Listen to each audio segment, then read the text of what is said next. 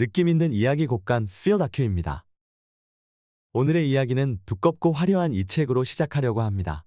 이 책은 중국 정부가 중국 영화 90주년을 맞아 발간한 중화영성이란 책입니다.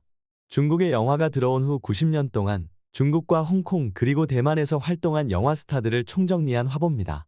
무척 크고 무게도 상당한데 재어보니 가로 26cm, 세로 36cm, 책의 무게는 무려 2.6kg나 되는 초대형 화보집인데 중국 광전부 영화국과 신화출판사가 공동 출판한 것입니다. 화보집에는 이소룡, 성룡, 공리, 장만옥, 주윤발 등 쟁쟁한 중국의 영화 스타들이 등장합니다. 책은 시대별로 편집을 했는데요. 1905년부터 1930년까지 중국 영화 초창기에 활동한 영화 스타로 김여미라는 배우가 등장합니다. 낯선 이름이지만 김씨니까 한국인일까요? 네, 맞습니다.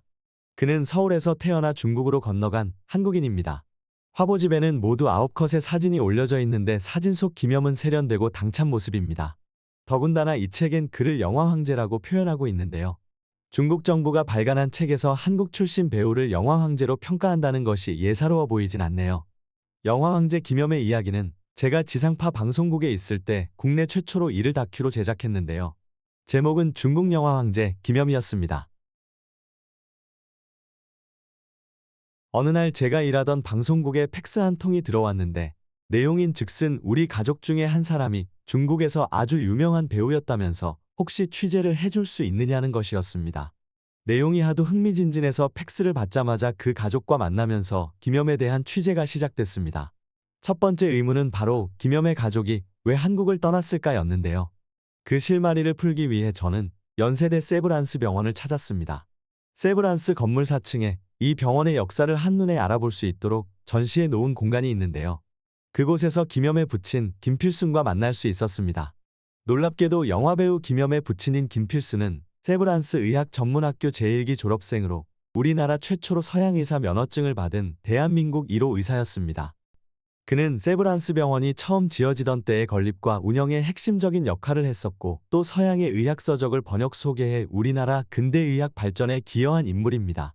그렇게 잘 나간 우리나라 1호 의사에게 시련이 닥쳐왔는데요. 1912년 조선 총독을 암살하려 했다는 배고인 사건이 발생합니다. 이 사건은 일본이 신민회를 와해시키려 조작한 사건인데 검거망이 좁혀져 오자 김필수는 중국행을 결심합니다. 압록강을 건너 서간도인 중국 통화에 도착한 김필순 가족은 그곳까지 쫓아온 일본 경찰을 피해 다시 북만주 최고 오지인 치치하울까지 피신해 들어갑니다. 김필수는 그곳 치치하울에 병원을 여는 한편 그곳에 농촌에 한인촌을 건설해 북만주 땅에서도 독립운동을 계속했습니다.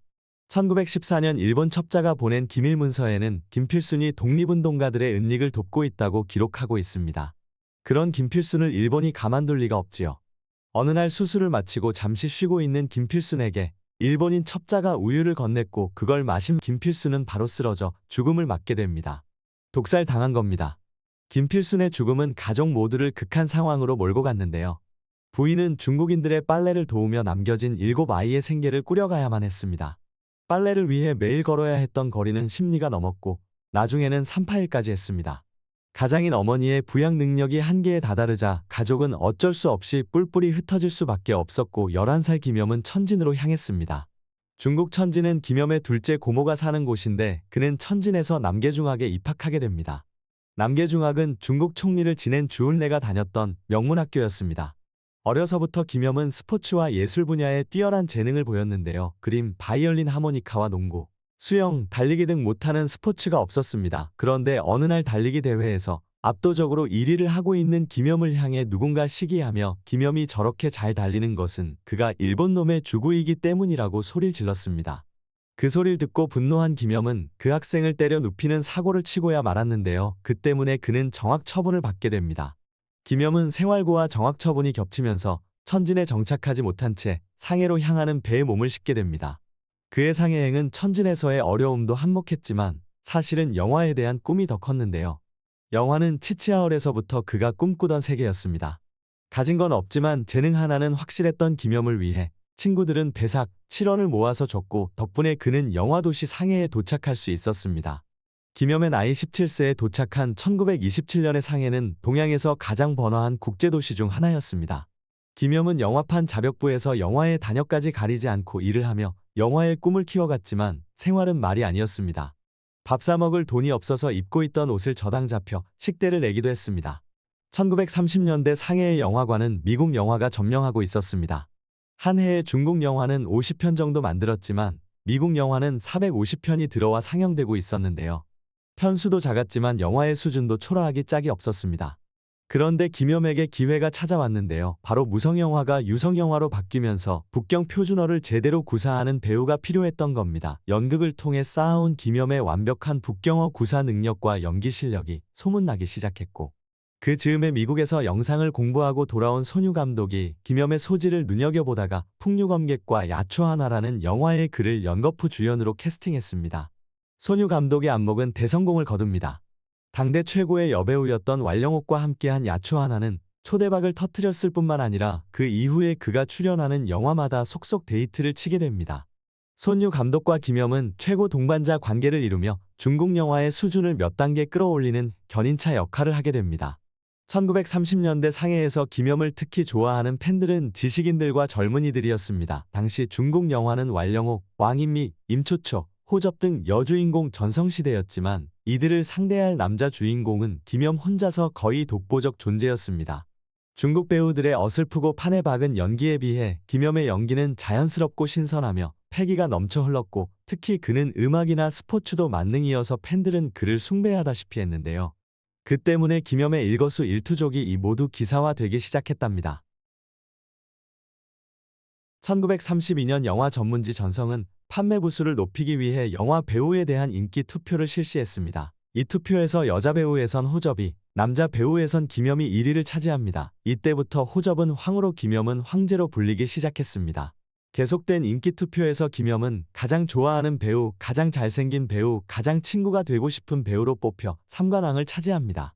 김염이 중국의 영화 황제로 등극한 시절, 1937년에 중일 전쟁이 일어나 상해 주변 지역이 모두 일본에 점령당하고 고도가 돼가는 무렵 일본군 소좌가 찾아와 중일 합작 영화의 출연을 강요하자 그는 상해를 떠나 홍콩, 중경, 성도를 떠돌며 연극과 영화 활동을 계속했습니다. 그 와중에 김염은 최고의 여배우 왕인미와 결혼했다가 이혼했고, 이후에 상해로 돌아와 배우 진이와 결혼해 아들 첩이를 낳게 됩니다. 단란한 가정을 이루고 행복한 시절을 보내던 김염에게 큰 시련이 닥쳐왔는데요. 1962년에 평소 앓고 있던 위궤양 치료를 위해 위수술을 받던 도중에 집도의의 실수로 위신경이 절단되는 사고를 당하게 됩니다. 그 사고로 김염은 항상 누워서 지내야 했고 배가 부른지 고픈지를 모르고 살았습니다.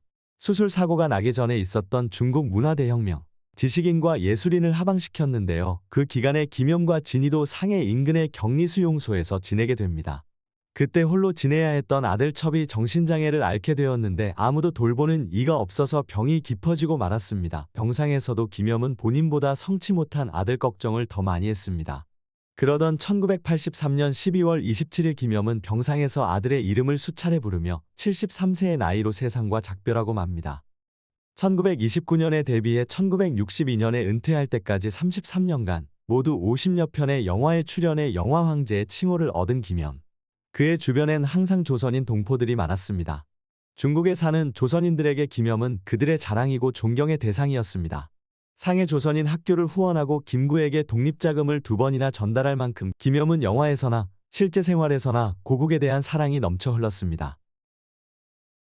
김염이 태어난 지 100주년 되는 2010년 9월 상해시에서는 영화 황제 김염의 탄생을 기념하는 행사를 성대히 치러줬으며 중국 영화 100주년을 맞아 김염에 대한 기념 우표도 발행해 그의 영화사적 업적을 기렸습니다. 그만큼 김염은 지금도 중국인들의 가슴속에 살아남아 영화 황제로 존경받고 있습니다. 긴 시간 시청해 주셔서 감사합니다.